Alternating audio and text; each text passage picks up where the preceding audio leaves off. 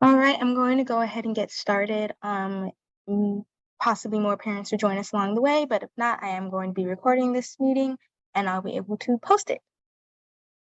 All right, so let me go ahead and share my screen.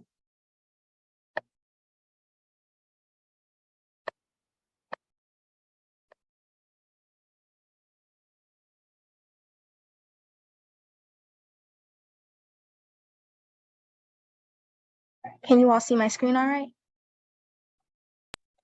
Yes. Awesome. Okay, so welcome to the Parent Liaison Meet and Greet. The topics that we are going to be covering in this meet and greet are the Parent Liaison, the purpose of the Parent Liaison, the Parent Resource Center, upcoming events, parent input, and then a Q&A.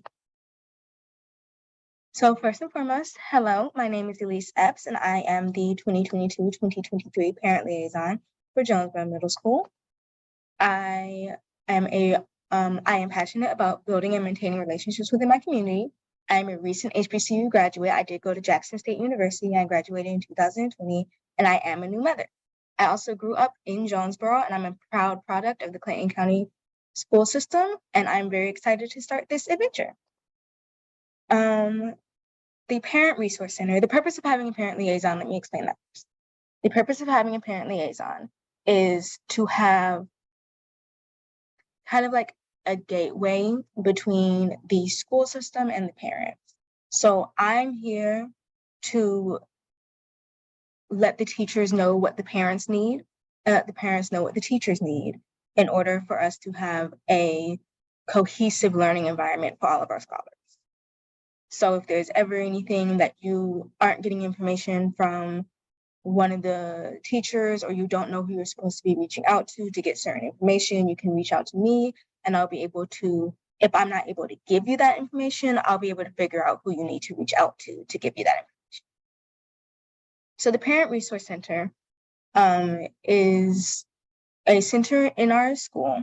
We're open on Monday through Friday from 8:45 a.m. until 4 o'clock p.m., where we have information for parents that help with, we have parenting information as well as information to help your students succeed in school, as well as college and career ready information. All of that information is available for you in the Parent Resource Center. We also have different resources that you can use, such as computers in the Parent Resource Center, or different learning games and learning activities that you can use for your students that you can use in the Parent Resource Center or check out and take home to use there. And we also have a uniform closet in our Parent Resource Center that we have for students and families that are in need. And if you ever would like to donate any uniforms, we are always accepting donations for that uniform closet. In addition to the in-person Parent Resource Center, we also have a virtual Parent Resource Center so that you're able to get any of the information that I can post virtually. Anything, there's different resources on there that you can use. There's different Title I documents, there's different Clayton County public schools information, employment information, and things like that you will be able to access virtually.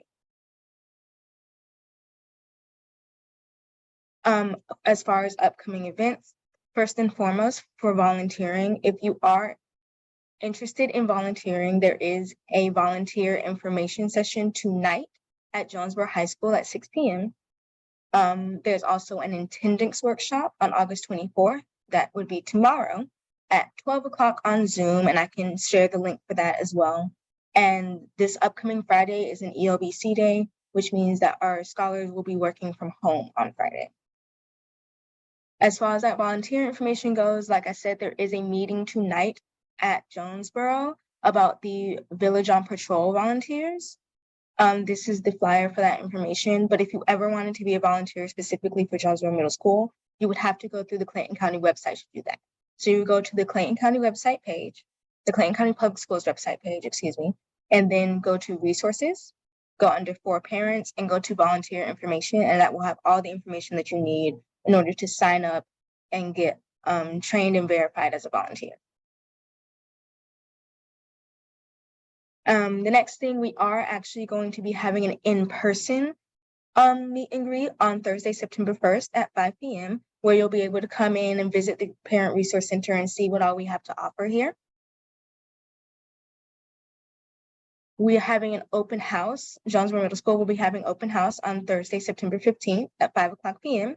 You can come get information about school events, about teams, about projects that we're working on here at the school. You'll be able to meet your students' teachers, as well as some other parents and community members, and you'll be able to just visit the school and see what all we have to offer and what we've been doing with your scholars since school started.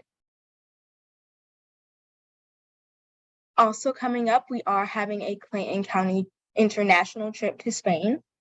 We will be getting more information on that very shortly, but this is all the details that we have now. It is going to be an 8-day trip. The requested departure date is going to be June 7th, but they could leave as early as June 3rd and come back as late as June 18th. There are very limited spots available. I'm not even sure if there are still 40 spots available, but they're very limited spots. Information on price is here, and there's also a QR code in order to enroll for that. Now, Ms. Epps, I do want to jump in. There are no longer 40 spots available. They are down to just 8 spots. And for any parent who is interested in their student taking advantage of this international trip, the district is offering $1,000 scholarships, which would take the price down to about $26.75. And we at Jonesboro Middle are starting to fundraise because we are hoping, our goal is to raise enough money so that we can afford each student an additional $500 toward the trip. And the trip is paid over a period of, I think, eight months or so. So the deposit is only $100, or is actually $95. And then the parent would just pay monthly. And like I said, throughout the year, once we have a confirmed number of students going from Jonesboro Middle, we're trying to get at least 6, because with 6, then we can have one of our own teachers to accompany them. And being an international baccalaureate school, we are offering at least 65 or more % of our students an opportunity to take Spanish this year, which is why going to a Spanish speaking country is so amazing, because it gives them an opportunity to be immersed in the culture and the language, so that when they come back the following year, they are also able to continue taking Spanish and just be that much better and better prepared as they transition to high school. So the school is looking to support those parents financially.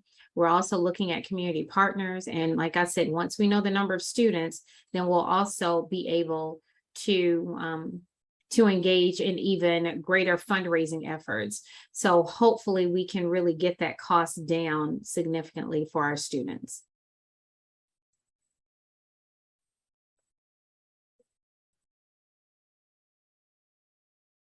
We'll also have more information about this opportunity, about this trip, at the in-person meet and greet, because we'll have another teacher who is more versed in this than I am speaking about this trip.